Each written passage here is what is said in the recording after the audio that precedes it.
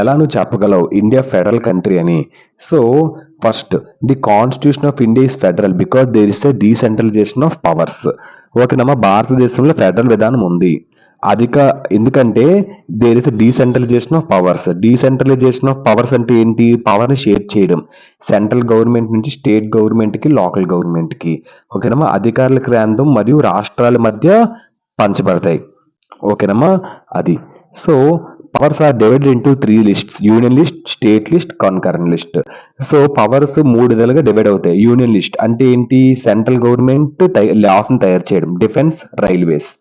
State list అంటే ఏంటి? Only state government మాత్రమే లాస్ ని తయారు చేస్తుంది, పోలీస్, అగ్రికల్చర్.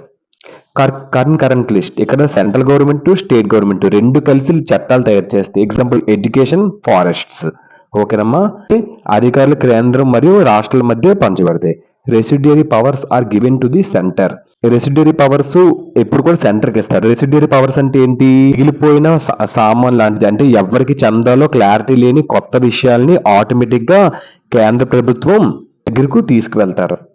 దాన్నే residuary powers given to the centre అంటారు. పోయిన సామాన్ లాంటిది అనమాట ఇది. అంటే రెసిడ్యూరీ పవర్స్ ఎవరికి చందాలో క్లారిటీ అనేది లేదు, అలాంటప్పుడు ఆ కొత్త విషయాలన్నీ ఆటోమేటిక్ గా ఈ యొక్క సెంట్రల్ గవర్నమెంట్ కి దగ్గరికి తీసుకువెళ్తారు. అదే residuary powers are given to the centre. Therefore India can be called a federal country. అందుకే భారతదేశాన్ని ఫెడరల్ దేశం అని అంటారు. ఓకేనమ్మా, ఫస్ట్ ఆఫ్ ఆల్ ఫెడరల్ అంటే ఏంటి? ఫెడరల్ కంట్రీ అంటే power shared between central and state governments, దాన్ని ఫెడరల్ కంట్రీ అని అంటారు.